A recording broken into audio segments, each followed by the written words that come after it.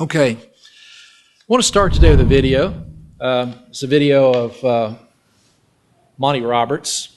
I kind of need to turn sideways here. I'm going to have to turn the audio up on this pretty good.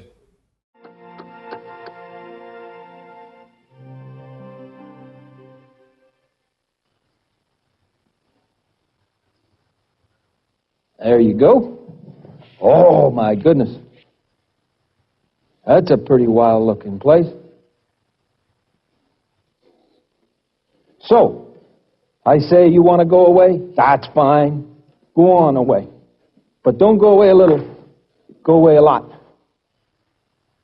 I use this light line so that if it should go out there and hit her, it can't cause her any pain. Because pain would be exactly what we don't want to have happen. Leastwise, she simply couldn't come in and join up with me.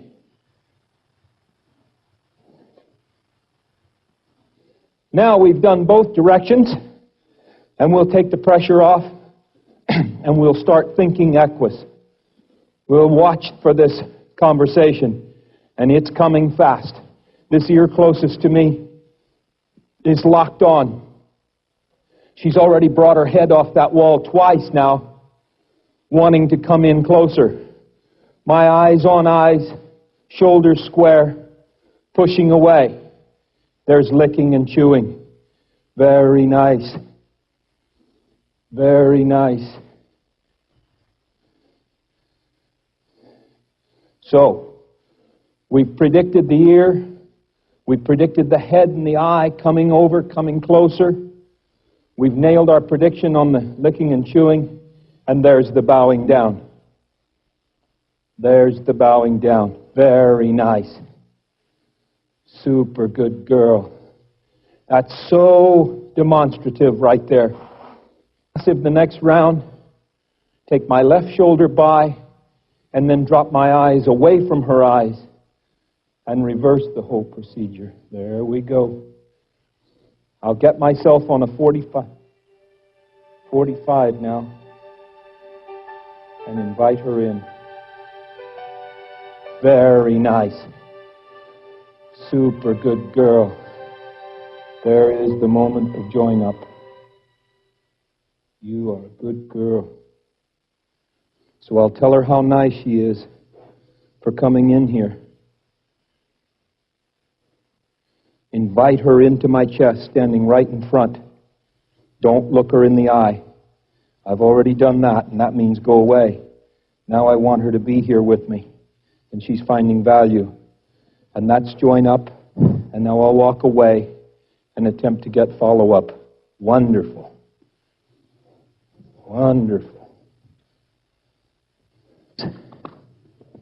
And I want to be able to pick up each of her feet with nothing on her head, if possible, hoping that she'll stay with me, because when I saddle, I'd like her to stay with me because she wants to, not because she's being made to.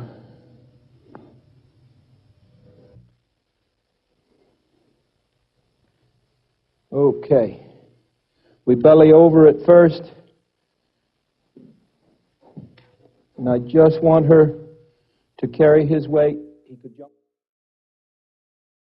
You know, I just want you to keep that for a little bit today. We're going to use it as we go through this. Today, our trip, we continue our trip through 1 Corinthians, and we're at chapter 10. And if you read this chapter, and if you're just looking for one verse, and if you're here today and you're kind of drifting off, and you think, well, if I could just get one thing today, and you get one verse, well, that verse is here, I promise you. We've got a verse in this that just really is a great scripture verse, and you're going to like that. But I want to tell you right now that there's something here that's much more than this one verse. And Paul is teaching us about following God. And that's why I showed you Monty Roberts.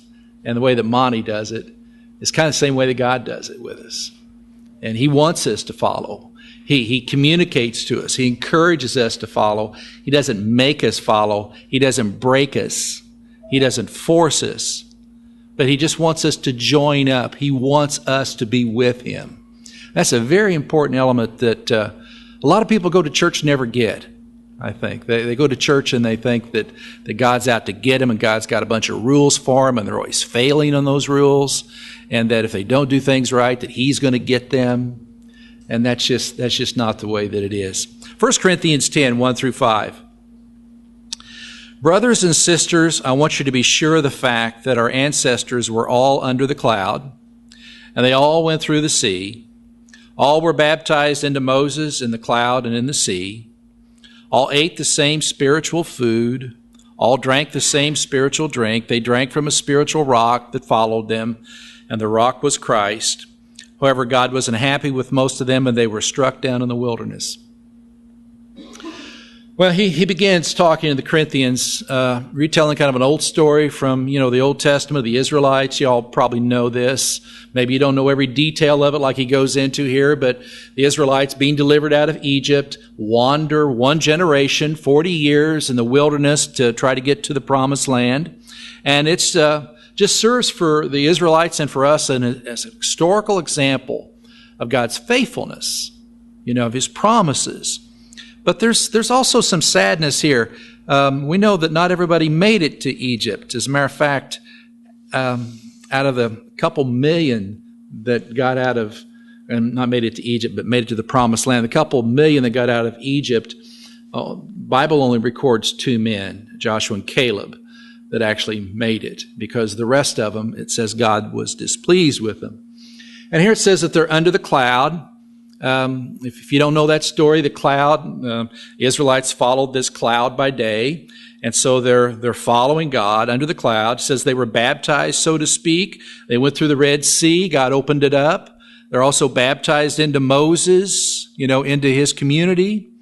It says they ate the manna. Remember, that was that bread-like food that they found every morning. God used to feed them. It says they drank from the rock.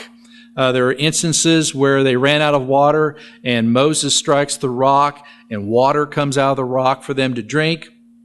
And then Paul says the rock was Christ, Christ out there in the wilderness, preparing them or providing for them. And then at the end it says, however, God was not happy with most of them. Now Paul goes on to tell us why. Verse 6. He says, these things were examples for us so we won't crave evil things like they did. Don't worship false gods like some of them did, as it's written. The people sat down to eat and drink, and they got up to play. Let's not practice sexual immorality like some of them did, and 23,000 died in one day. And then verse 9, let's not test Christ like some of them did, and were killed by the snakes. Let's not grumble like some of them did, and were killed by the destroyer. These things happened to them as an example and were written as a warning for us, to whom the end of time has come. So 2 times Paul says these things happened to them as an example or as a warning to us.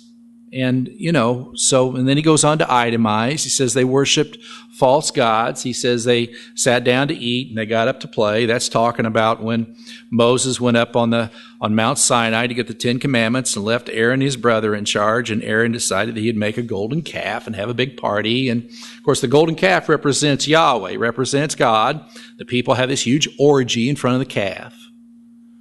And then the next incident he refers to as Numbers 25, verse 8. Says some of the Israelite men engaged in sexual immorality.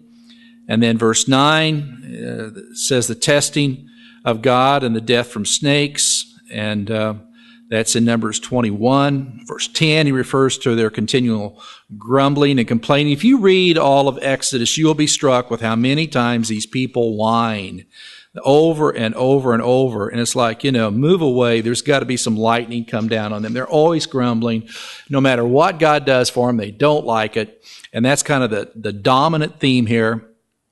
And then he says these are examples and warnings. So let's go on to verse 12. So here we come. Here's the verse. That's verse 13. Beginning with verse 12, though. So those who think they are standing need to watch out, or else they may fall. No temptation has seized you that isn't common for people, but God is faithful. He won't allow you to be tempted beyond your abilities. Instead, with the temptation, God will also supply a way out, so you will be able to endure it. Isn't that a great verse? I mean, it's just a fantastic, I just love that verse.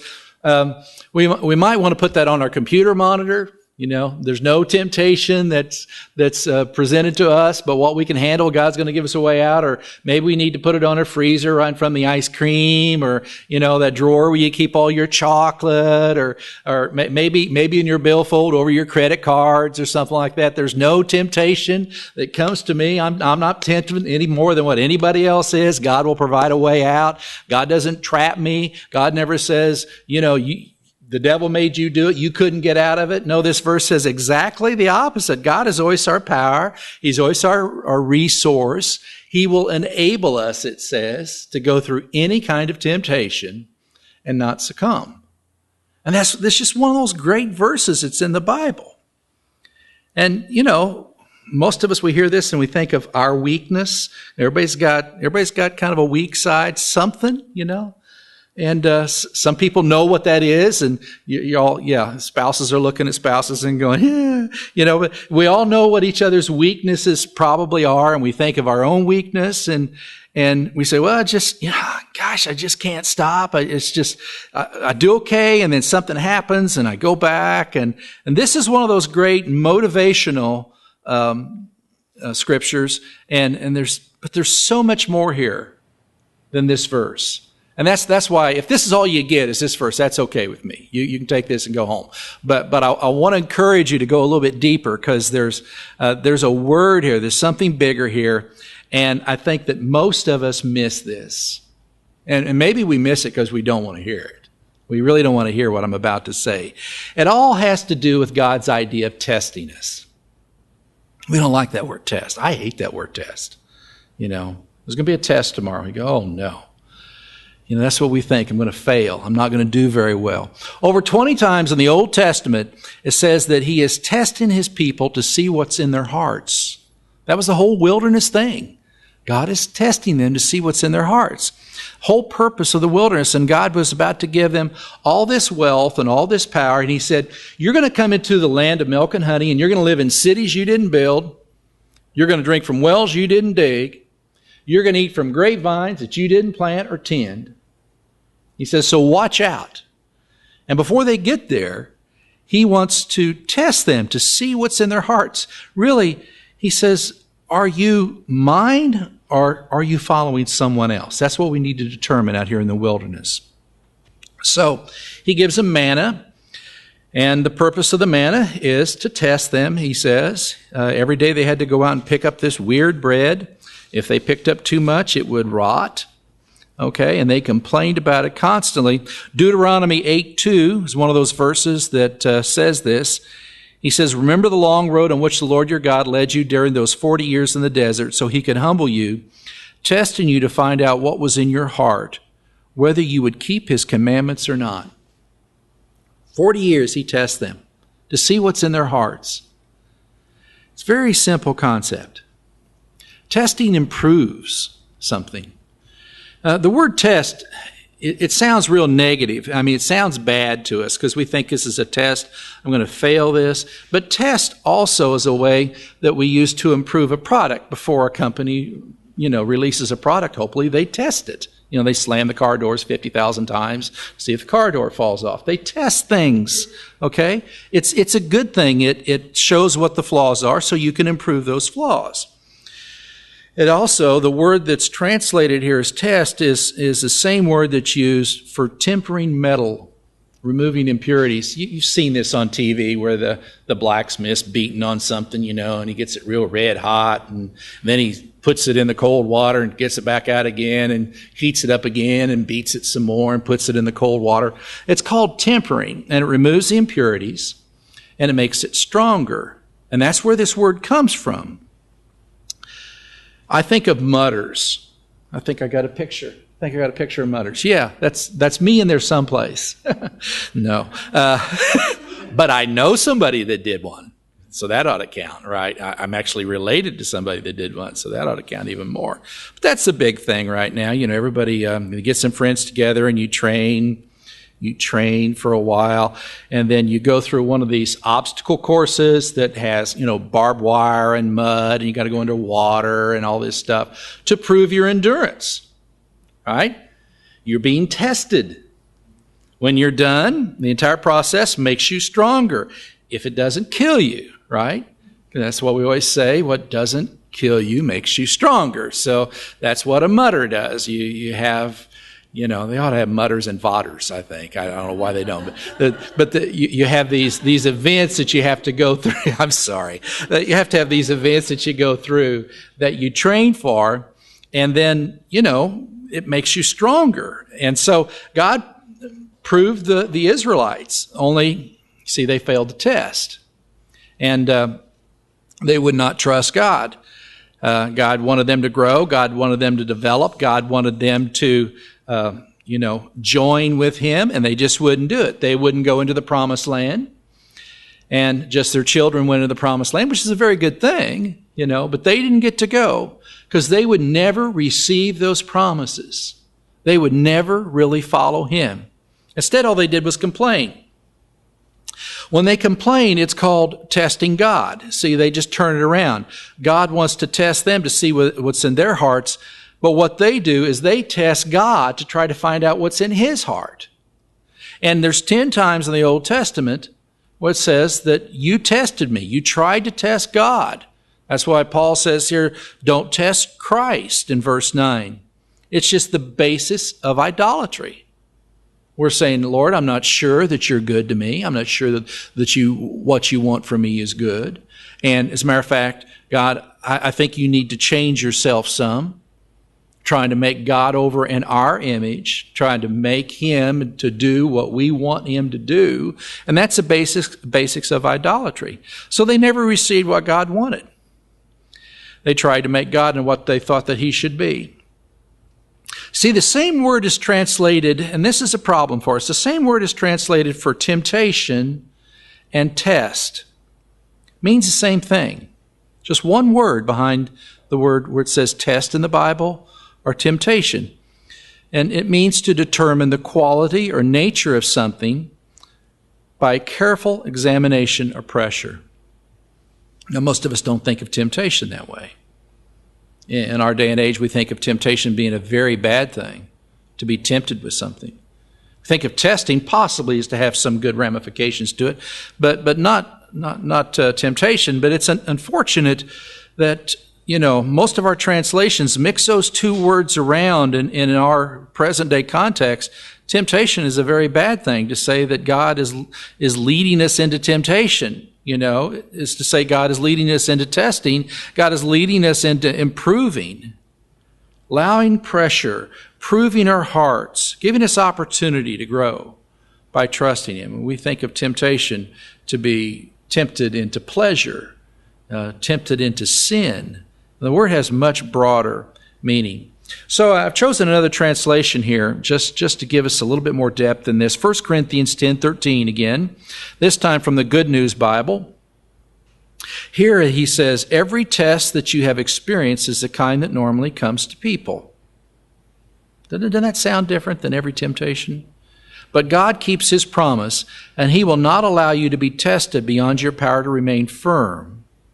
At the time you are put to the test, He will give you the strength to endure it, and so provide you with a way out. Isn't that much broader than thinking of being tempted? We might consider what's happening at work right now, and we might consider that and not consider it to be a temptation, but it might very well be considered to be a test, or God, would you give me the strength to endure what's going on there? Or in the test, I might prove that I've actually following Christ, actually joined up with Him, that I trust Him.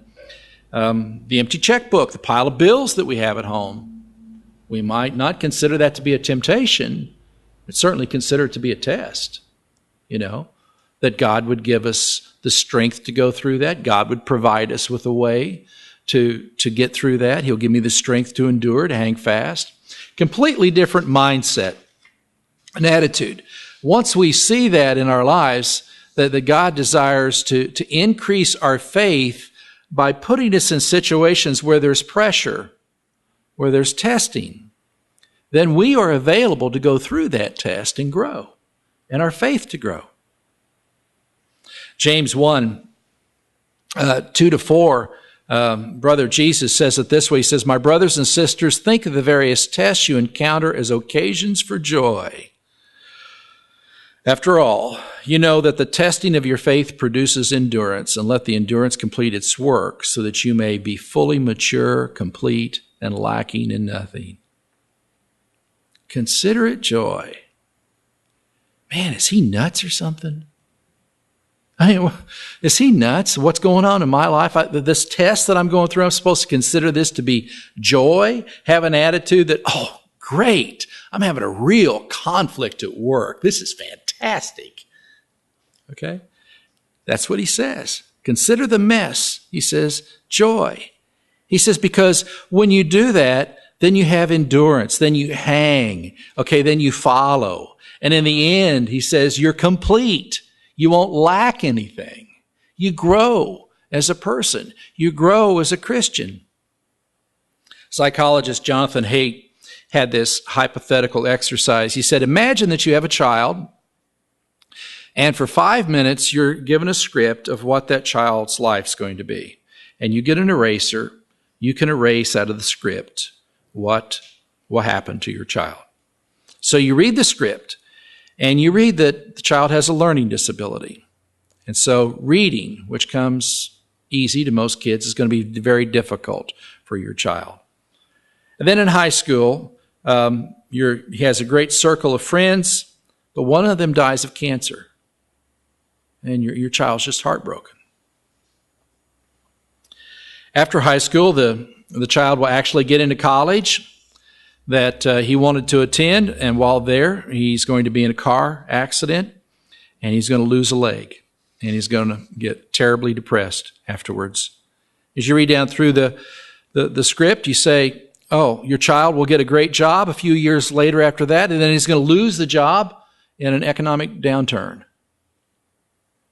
And then you read on, the child's going to get married, then go through the grief of separation. So you get your child's life script, and you have 5 minutes to edit it. What are you going to erase?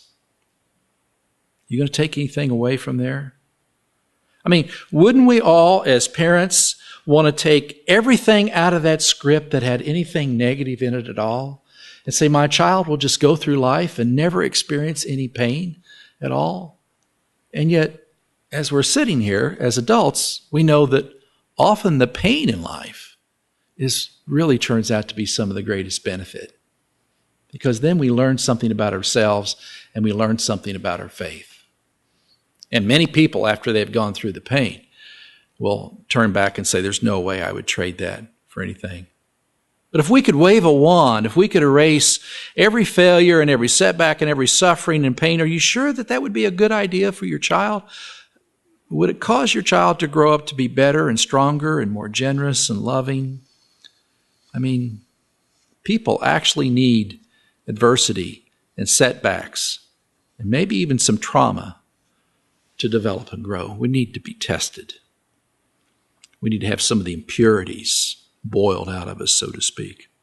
And from God's perspective, he's saying that these tests, life as we call it, okay, things that happen to us, are from him so that we might grow and that we might trust. Because he wants to give us the riches of the kingdom, just like to his people that are going through the wilderness. He wanted to give them the promised land, and they just wouldn't receive it. Well, let's say something really simple here. So simple it kind of sounds stupid. If Jesus is really living in us, then why don't we just let him do it? Why do we strive with it so much? Why are we always wrestling? Why don't we just let Jesus do it? I mean, this is something about following. We think of the problems and the stress and the tests as our failures or someone else's fault, and we struggle. Why don't we just let Jesus do it. I mean, that person at the office that, well, nobody gets along with him. I mean, Jesus, you're just going to have to deal with him because I can't do it anymore. What if we just did that? If he really is living in us and we just said, okay, I've just had enough, or this problem I'm having with this person, this relationship problem that's gone on for 2 or 3 years. What if I just said, okay, I've tried Jesus and I'm not doing any good, so I'm going to let you do it. What if that were our attitude? If he's really living in us, then shouldn't he have the ability and the power to handle those kind of problems for us? You say, well, that just sounds, you're acting like Jesus is sitting on your shoulder or something. Well, if he's in you, if we believe that God is living in you, then can't we give him that power and that authority? Most of the time we say, yeah, I did that once and then, he kind of messed things up. It just got worse. Or here I am trying to do it myself again. You say, Don, it's just not that easy. You just don't know what my problems are. I don't. But does Jesus know what your problems are? I mean, are you just kind of, doing what most of us do is just kind of walk through life and, yeah, Jesus is living in me, but I'm not sure what that really means. I'm not sure how that comes down to everyday life. It's as simple as saying, just kind of like that filly was with the horse whisperer there, where you're going, I want to go. I've decided that I want to join up with you. I'm decided that where you're walking, I want to walk with you. And God doesn't have to beat us into that. God doesn't have to threaten us into that. Hopefully we get to that point where we say, I would rather walk with you through difficulty than be by myself alone. Okay? Even if it means through difficulty, I'd rather go with you. Okay, just one more verse and then we're done. 2 Corinthians 13:5. Here in the next letter to the Corinthians, Paul says this. He says, examine yourselves to see if you are in the faith. Test yourselves. There's that word test again. Don't you understand that Jesus Christ is in you? Unless, of course, you fail the test. Seems like Paul had come upon that simple solution of just letting Jesus do it. That all of the striving, all of the personal working at things, it just doesn't work, Just got to let him do it. Let's sit for a minute with that, if you would.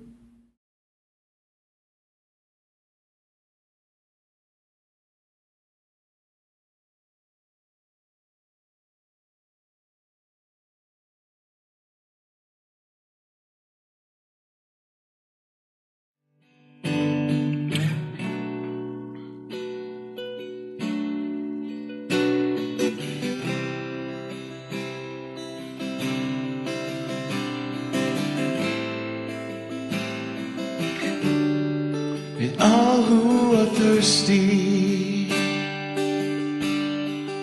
all who are weak, come to the fountain, dip your heart in the streams of life, let the pain and the sorrow be washed away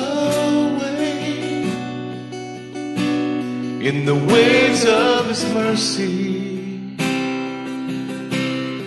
as deep cries out.